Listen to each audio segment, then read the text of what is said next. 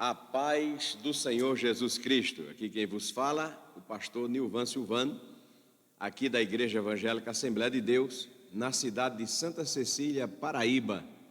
Então estamos entrando neste dia, iniciando mais um trimestre da nossa escola bíblica dominical. Esse quarto trimestre estaremos estudando esta revista, aonde tem o título de toda essa revista, A Fragilidade Humana e a Soberania Divina, o sofrimento e a restauração de Jó.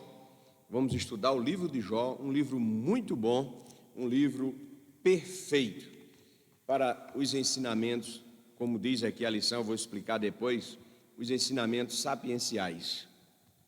Essa revista, que tem 13 lições, tem como comentarista o pastor José Gonçalves, membro da Comissão de Apologética da CGADB. Ele também é escritor e conferencista e líder ali na Assembleia de Deus em Água Branca, no estado do Piauí, pastor José Gonçalves. Nós vamos estar estudando esse trimestre e dando início logo aqui. Essa lição de hoje é uma lição introdutória, é uma lição bastante rápida, porque é uma lição introdutória, onde você vai ter um conhecimento mais básicos de todos os aspectos que tem no livro de Jó, que nós vamos estar estudando durante todo este trimestre, esse quarto trimestre do ano de 2020. Então, lição de número 1, você vai ver na sua revista que as datas elas estão alteradas, porque a CPAD lançou para o terceiro trimestre a revista que nós estudamos sobre as crises, sobre o que nós estamos vivendo nesses últimos dias. Então, foi lançada. Então, essa daqui só é você ir lá e alterar as datas e colocar a data atual que você está estudando aí na sua igreja, com toda a sua família, na sua casa. Amém? Então, lição de número 1 tem o livro de Jó, é o título da lição. Texto áureo nos diz o seguinte: eis que temos por bem-aventurados os que sofreram. Ouviste qual foi a paciência de Jó? E vistes o fim que o Senhor lhe deu? Porque o Senhor é muito misericordioso e piedoso. Tiago, capítulo 5, versículo 11. A verdade prática nos diz o seguinte: o livro de Jó não é apenas uma preciosidade da literatura universal, mas, sobretudo, uma poderosa resposta de Deus para as grandes questões da vida. Porque tem muita gente questionando sobre tanta coisa, e principalmente sobre um ponto fundamental: por que o justo sofre? Nós vamos estar olhando e acompanhando na lição. Eu quero convidar você agora para nós fazermos a leitura bíblica em classe. Está na segunda carta, a segunda epístola de Paulo a Timóteo, no capítulo 3 e o versículo 16. E depois, profeta Ezequiel, capítulo 14, versículos 14, 19 e 20, e Tiago, capítulo 5, versículo 11. A leitura bíblica em classe. Toda a escritura divinamente inspirada é proveitosa para ensinar, para redarguir, para corrigir, para instruir em justiça. Ainda que estivessem no meio dela estes 3 homens, Noé, Daniel e Jó, eles, pela sua justiça, livrariam apenas a sua alma, diz o Senhor Jeová. Ou se eu enviar a peste sobre a tal terra e derramar o meu furor sobre ela com sangue, para arrancar dela homens e animais, ainda que Noé, Daniel e Jó estivessem no meio dela, vivo eu, diz o Senhor Jeová, que nem filho nem filha eles livrariam, mas só livrariam a sua própria alma pela sua justiça.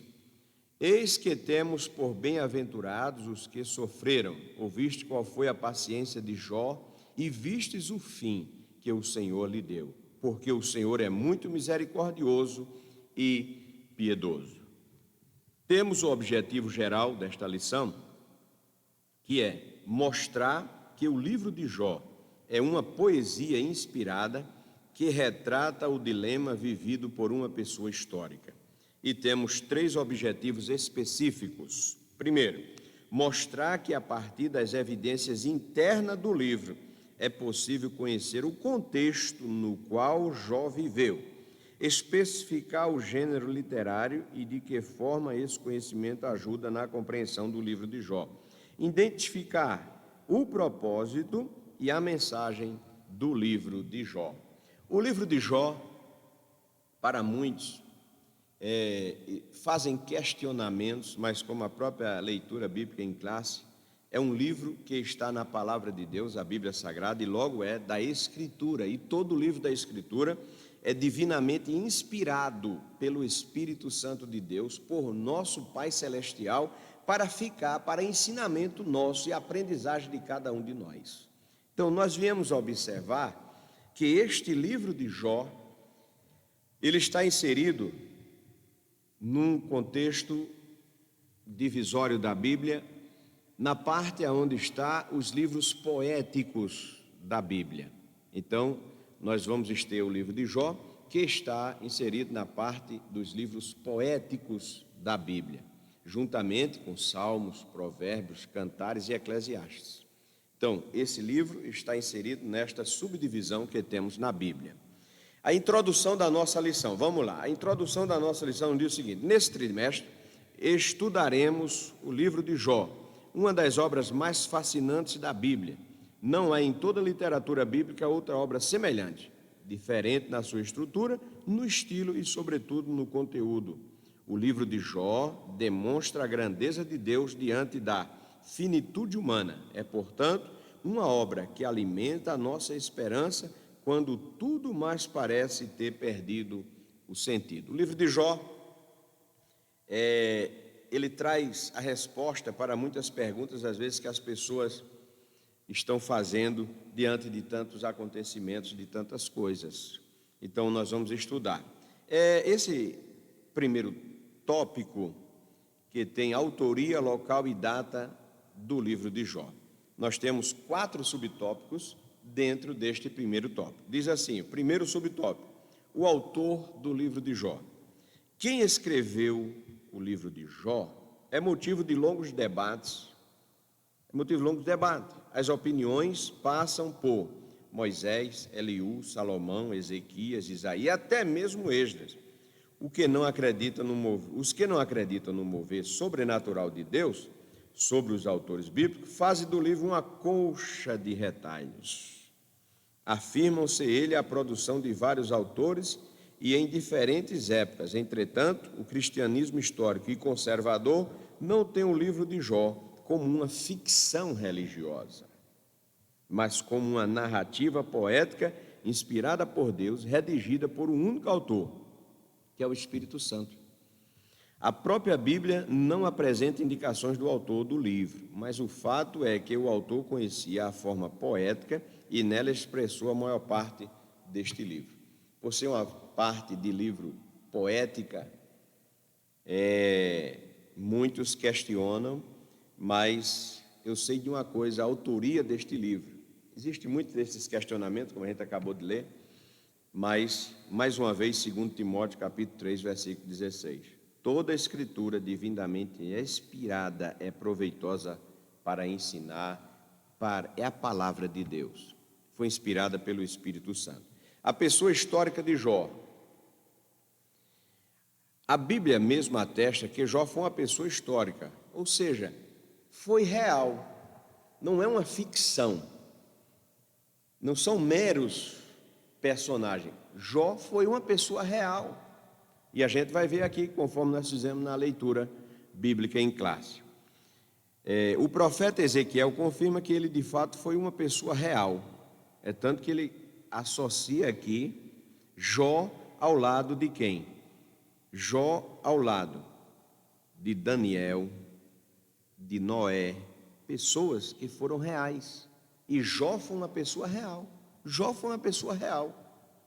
Muitos dizem, é uma ficção, não é real. Mas aqui, em outros textos,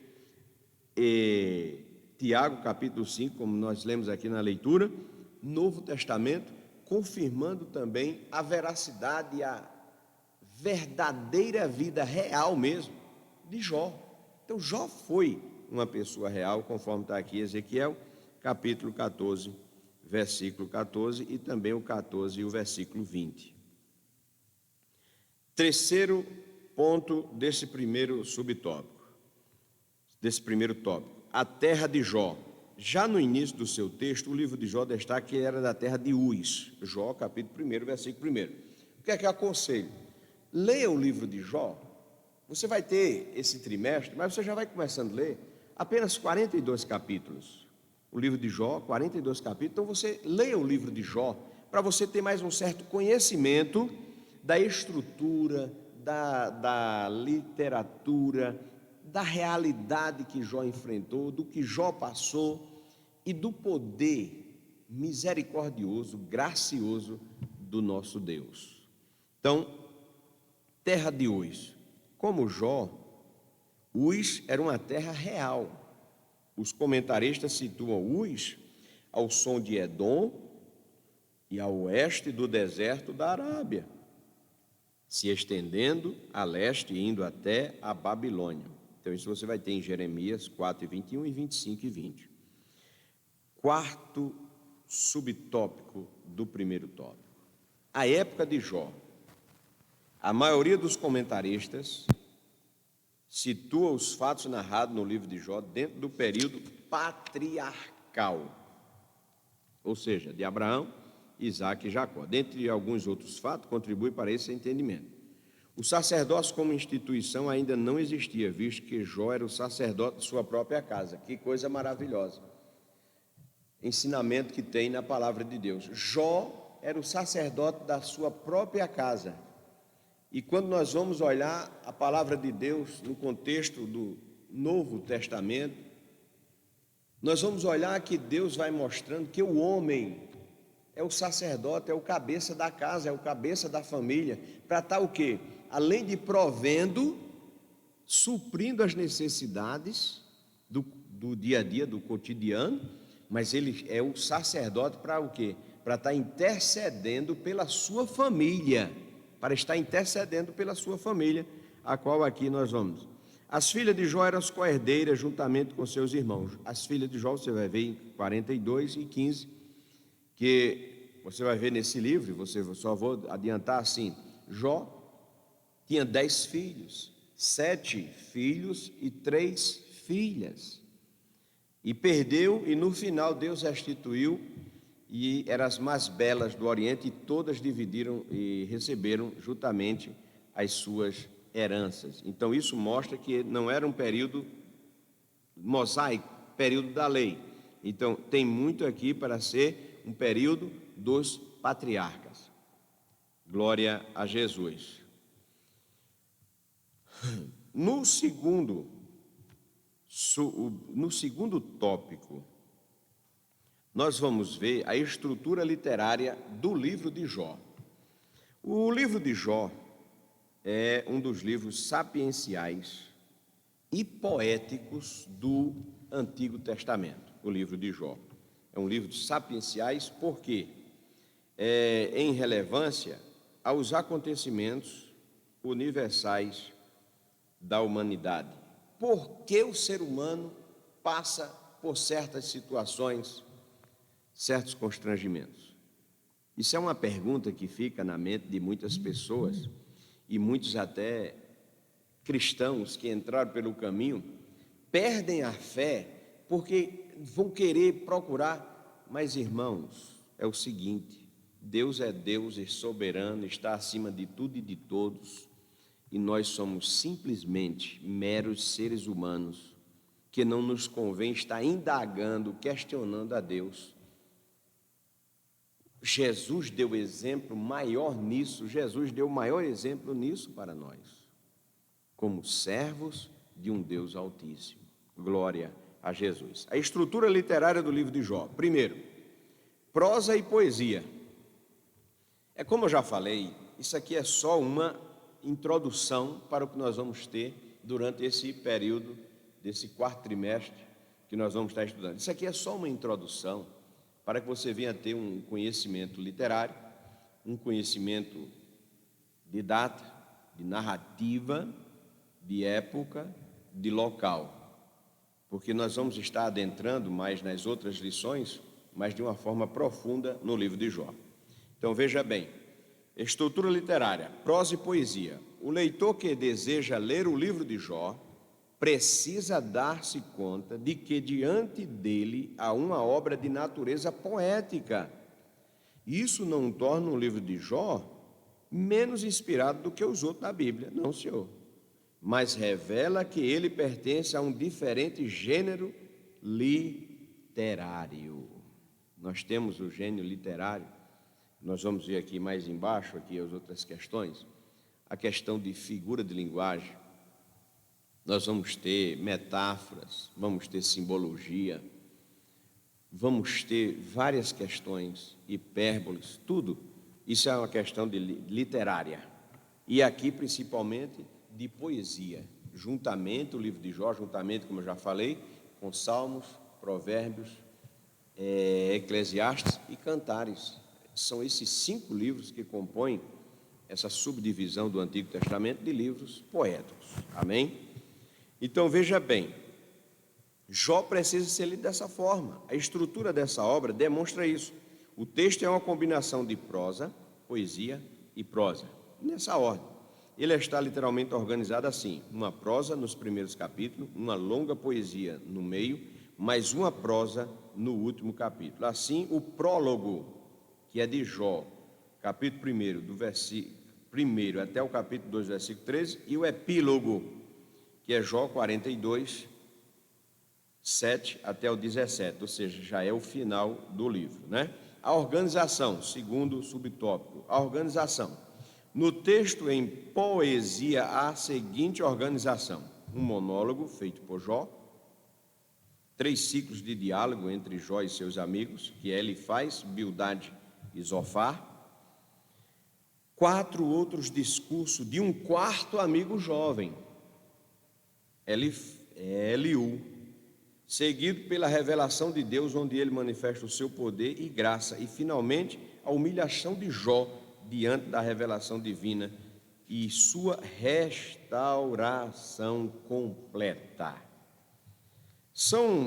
O terceiro subtópico diz: abundância de figuras de linguagem. O livro é rico em metáforas, figura de linguagem na nossa linguagem portuguesa. O livro é rico em metáforas. Esse recurso estilístico é usado pelo autor bíblico quando ele quer dar mais expressividade e maior vivacidade ao texto. O autor almeja que o seu texto seja colorido ao invés de preto e branco, ou seja, ele quer dar mais sabor, mais prazer na leitura quando você está lendo. E principalmente, eu vou adentrar aqui ainda, quando Deus fala para Jó. Como é maravilhoso aquele capítulo 38 até o capítulo 41, quando Deus fala com Jó. Você vai ver a narrativa de Deus explicando a Jó as coisas, tudo que ele criou, onde estava Jó. Leia a Bíblia Sagrada, leia o livro de Jó para você ter um prazer mais autêntico, gostoso do que tem o ensinamento para nós. Então veja bem,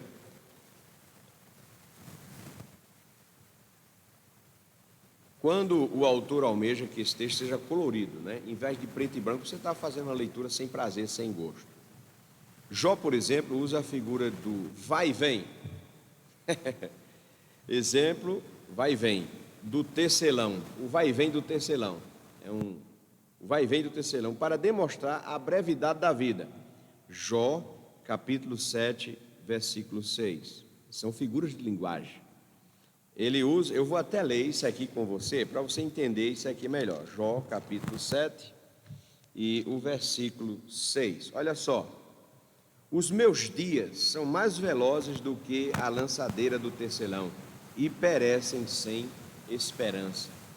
Mostrando que, numa figura de linguagem, que a nossa vida passa, que a gente nem percebe. Quando menos espera, já tem terminado o ano. Quando menos espera, já tem passado 10 anos daquele último aniversário que eu fiz 40, já passou 10 anos, aí já fiz 50, já passou 10 anos, já fiz 60, e você nem vê. O que é a nossa vida? É isso. Então isso implica para nós aqui, eu quero abrir um parênteses aqui e dizer, meu irmão, deixa de questionar, deixa de lutar contra a vida, aceita o que Jesus tem para você, levante a cabeça, se alegre, se anime e viva a vida com alegria, porque esses dias passam. Goze com alegria, com prazer a sua família, viva aí com a sua família, você marido, você esposa, viva aí bem com o seu cônjuge, aproveita a vida porque ela passa rápido. E o que Jó está dizendo aqui? Perecem sem esperança.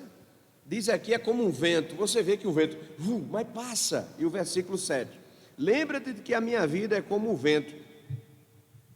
Ou seja, a nossa vida, irmãos, ela passa. E isso aqui são ensinos para o nosso viver, o nosso dia a dia. Aproveita a vida, erga a cabeça, louve a Deus, adore a Deus, viva a vida com Jesus e você com a sua família.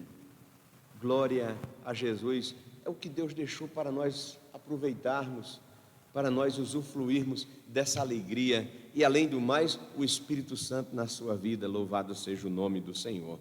Então, há muito no livro também recursos estilísticos de paralelismo, onde os elementos literários repetem a mesma ordem, ou seja, são idênticos. Nós falamos do tecelão, do vento, mas sempre com uma simbologia só. A nossa vida é breve, a nossa vida passa que a gente nem vê. Quando menos espera, já cheguei aqui, já estou essa idade. É isso aqui que está passando para nós. Nós temos aqui o livro de Jó, ele é dividido, como eu já falei aqui nesse ponto, que primeiro, prólogo, a crise, que vai do capítulo 1 até o capítulo 2, versículo 13, onde Jó vai perdendo tudo. Perde os bens, perde os filhos, perde a saúde.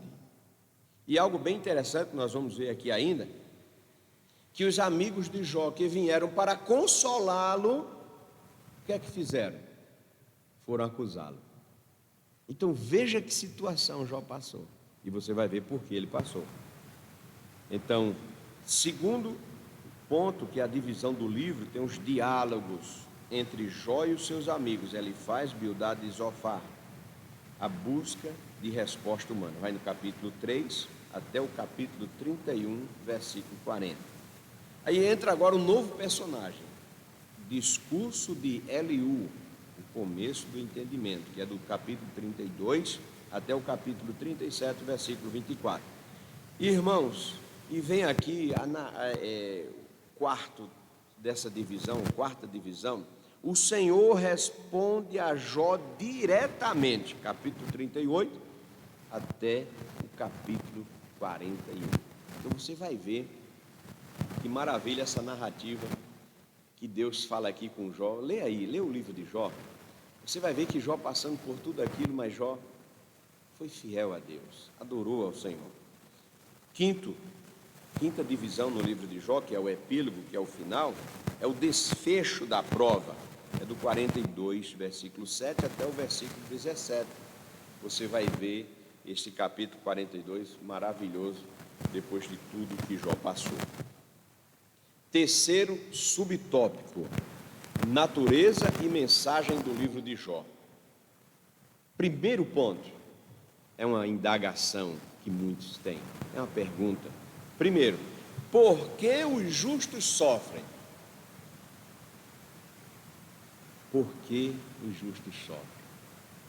Essa indagação, isso permeia a mente de muitas pessoas. Vamos lá.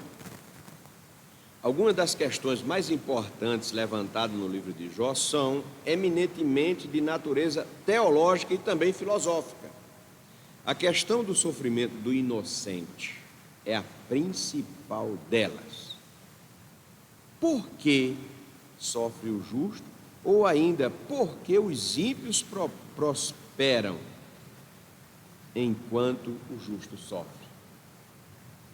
No livro de Salmos, Salmo de número 73, você vai encontrar essa pergunta que levou o salmista Asaf até quase, ele disse, quase que me desviava. Salmo 73, depois você pode abrir na sua Bíblia e você lê o Salmo de número 73. Ele diz, meus pés quase, porque eu estou fazendo tudo certinho.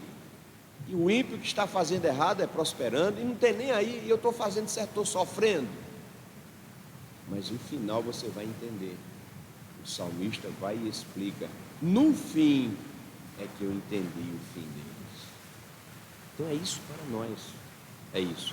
Continuando aqui, ao longo dos anos, tanto teólogo quanto filósofo têm procurado dar explicações para esse dilema humano. No contexto de Jó, a ideia que prevalece é a de que somente os maus sofriam em consequência de seus pecados. Elifaz, Bildade e Zofar não ficou para isso?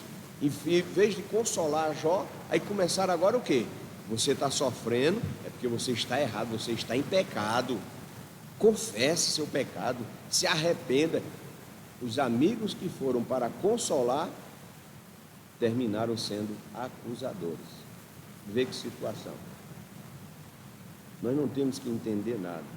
Eu costumo dizer, daqui para cima, a gente não sabe nada. Por que daqui, pastor? Vamos falar no popular, essa cachola. Tem aqui dentro, a ciência declara, a massa cefálica. Irmãos, por que isso tudo funciona? É uma massa cefálica. E por que quando o espírito sai, essa massa cefálica? Daqui para cima, ó, é a alma, o intelecto do ser humano. Deus é que sonda e sabe tudo. Daqui para cima, só Ele sabe. O homem às vezes quer, ele se acha e ele quer ser, sabe o quê? É sabido, não é sábio. E muita gente tem sofrido, tem muita gente sobrado na curva nesses pontos. Por quê? Porque em vez de procurar adorar a Deus, servir a Deus na beleza da sua santidade, querem procurar indagar, perguntar, para lá e para cá, e pouco mais, estão tudo embaraçados, estão perdidos, sem Deus, sem Jesus, sem salvação. Então vamos ter cuidado. Voltando para cá, que a ideia que prevalece é que o ser humano está sofrendo porque é pecado, mas não é isso que nós vamos encontrar no livro, amém? Se havia sofrimento, era porque havia culpa do sofredor, é isso que eles estão dizendo. Nesse aspecto, ao longo dos seus 42, o autor procura demonstrar um novo olhar sobre essa questão. Então, a pessoa está sofrendo. Quando Jesus ia passando, que viu um cego de nascença, aí os discípulos foram e perguntaram a Jesus, isso não é novo, até hoje existe isso ainda. Essa teologia da prosperidade é se você está sofrendo, é porque você está em pecado. Por favor, está aqui a Bíblia para mostrar, está aqui a palavra de Deus para refutar isso. E quando Jesus ia passando, viu aquele cego, e os discípulos perguntaram, Senhor, quem pecou? Foi o pai ou a mãe para que este nascesse cego? E o que é que Jesus disse? Disse, nem o pai nem a mãe pecou, ele nasceu assim, para que nele se manifeste a glória de Deus. Então veja o questionamento do ser humano. Fulano está sofrendo? Está pagando, está sofrendo porque... Espera aí, nós não somos juízes, nós estamos para dar o quê? Apoio e mostrar o caminho, que é a palavra de Deus. Segundo subtópico desse terceiro tópico. Existe bondade desinteressada? Essa é uma pergunta bem interessante com o assunto que você vai entender. Para muitas pessoas, qualquer prática religiosa não passa de barganha. Foi isso que Satanás disse a Deus. Está vendo Jó? Ele está te servindo, ele está sendo fiel. Por quê? Tu está abençoando ele. Ele só é fiel porque está sendo abençoado. Tira a benção dele, vê se ele vai ser fiel.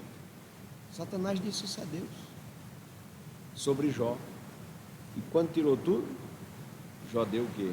Olha só, Jó, vamos para a Bíblia Sagrada. capítulo 1, Jó capítulo 1, olha só, depois de tudo, perdeu todos os bens, perdeu as fazendas, e agora perdeu todos os seus 10 filhos, 7 homens, 3 mulheres. Aí o capítulo 1, versículo 20, quando terminou tudo isso, então Jó se levantou e rasgou o seu manto e rapou a sua cabeça e se lançou em terra e adorou. E disse: nu saí do ventre da minha mãe e nu tornarei para lá. O Senhor o deu, o Senhor o tomou. Bendito seja o nome do Senhor. Em tudo isso Jó não pecou, nem atribuiu a Deus falta alguma. Glória a Jesus. Jó era fiel porque era fiel. E você seja fiel porque existe um Deus nos céus que é fiel para com a sua vida, para com a nossa vida.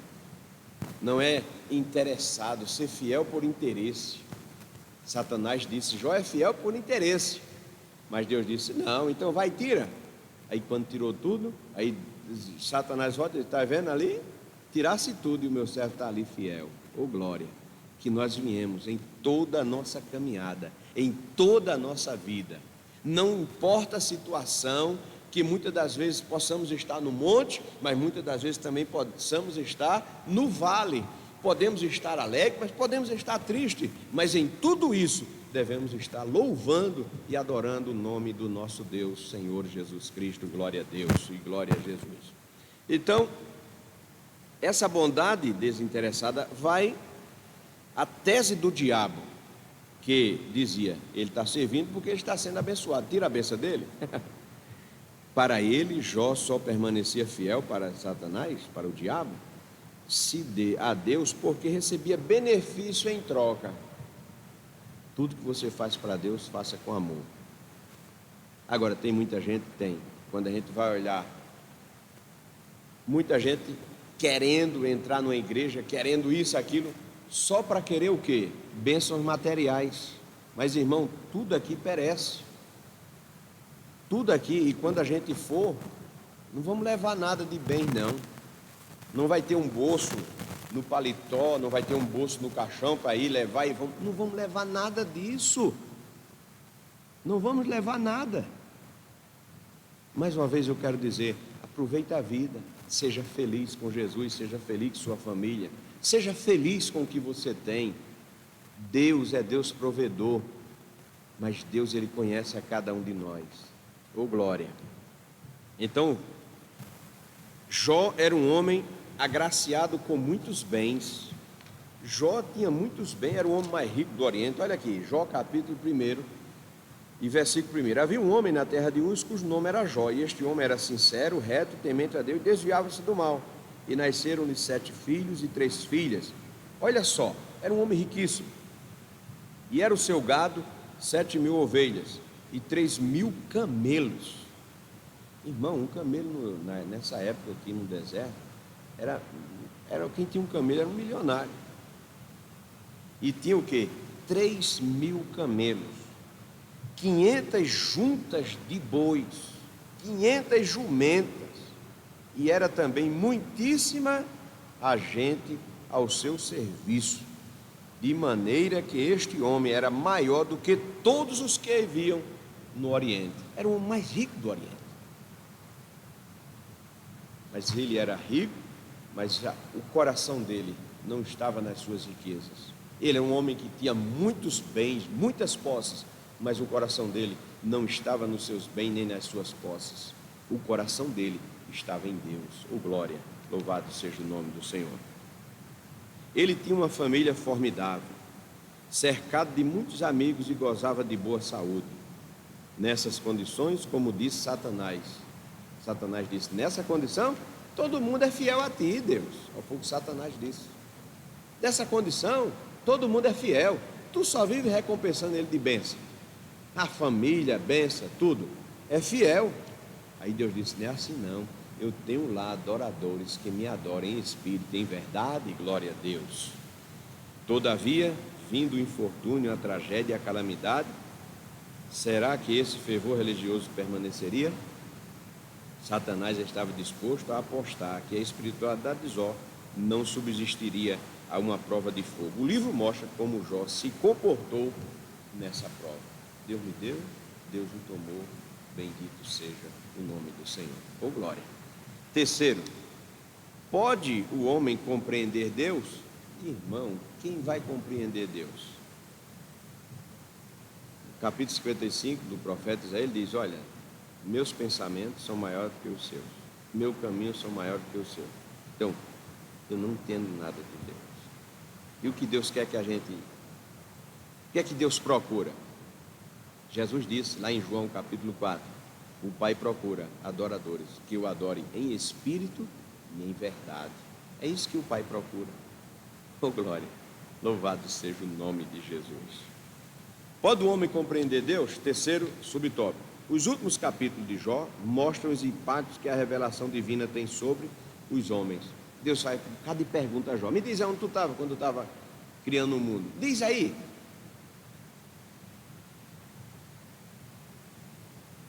Como Paulo, que foi verdadeiramente mudado quando contemplou o Senhor numa visão, assim também Jó é totalmente transformado quando contempla a majestade do Senhor.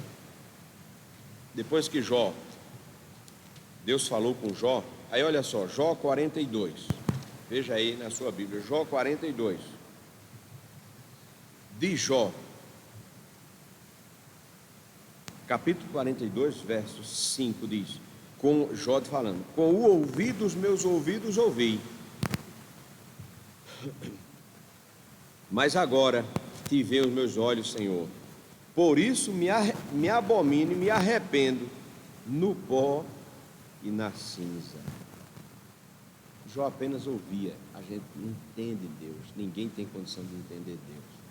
E Jó teve uma experiência maravilhosíssima. Glória a Jesus. Voltando aqui, a questão para Jó não foi tanto o entender Deus, mas experimentá-lo. Porque tem muita gente canta a oração de Abacuque. Tem muita gente que canta a oração de Abacuque.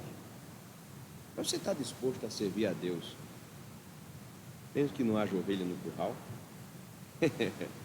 Você está disposto a servir a Deus com fidelidade, mesmo quando tudo não vai bem?